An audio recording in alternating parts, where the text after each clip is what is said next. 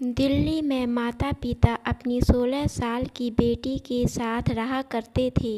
उन तीनों की जिंदगी बहुत ही खुशी से गुजर रही थी। एक दिन तीनों पार्क घूमने के लिए गए। आते समय एक्सीडेंट होने के कारण पिता की मृत्यु हो गई। अब माँ बेटी का तो जैसे दुनिया ही उजड़ गया। वो दोनों बहुत ही ज़्यादा परेशान रहने लगी। धीरे धीरे घर के सारे राशन खत्म हो गए। माँ बेटी ने हर जगह नौकरी ढूंढने की बहुत कोशिश की, लेकिन कहीं भी कोई नौकरी ना मिला। भूखे रहने के कारण माँ की तबीयत धीरे धीरे खराब रहने लगी। बेटी को अपनी माँ की यह तकलीफ बर्दाश्त ना हुई। वो एक मॉल गई और वहाँ से चोरी कर लिया, लेकिन मॉल में चोरी करते हुए पकड़ी गई। पकड़े जाने पर गार्ड की गिरफ्त से भागने की कोशिश में मॉल में लगा शीशा टूट गया। जज ने जुर्म सुना और लड़की से पूछा, तुमने क्या सचमुच कुछ चुराया था? दालमोट का पैकेट और बिस्किट। लड़की ने नीचे नजरें करके जवाब दिया, हाँ। जज साहब बोले, क्यों? लड़की बोली, मुझे ज़रूरत थी। जज साहब बोले, खरीद लेती। लड़की बोली, पैसे नहीं थे। जज साहब बोले, घर वालों से ले लेती। लड़की रोते हुए बोली, घर में सिर्फ माँ है, बीमार और बेरोजगार है। बिस्किट और दालमोट भी उसी के लिए चुराई थी। जज साहब बोले, तुम कुछ काम नहीं करती?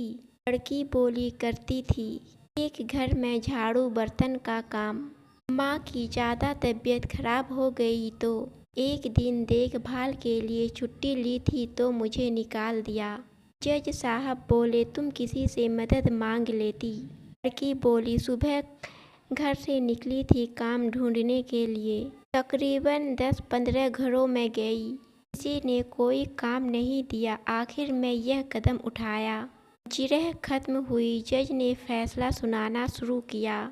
चोरी और खुसूसन बिस्किट की चोरी बहुत शर्मनाक जुर्म है और इस जुर्म के हम सब जिम्मेदार हैं।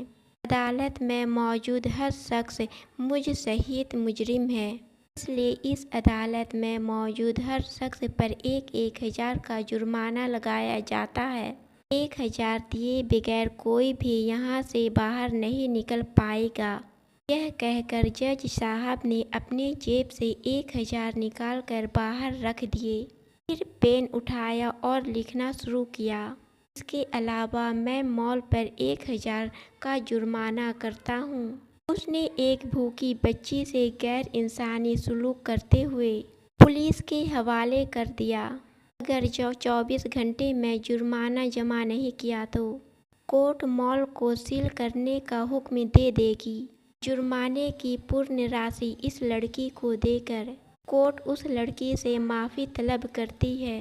फैसला सुनने के बाद कोर्ट में मौजूद लोगों के आंखों में आंसू गिर रहे थे। उस लड़की की भी हिचकियां बंद हो गई। वह बार बार जज साहब को देख रही थी, जो अपने आंसू छिपाते हुए बाहर निकल गए।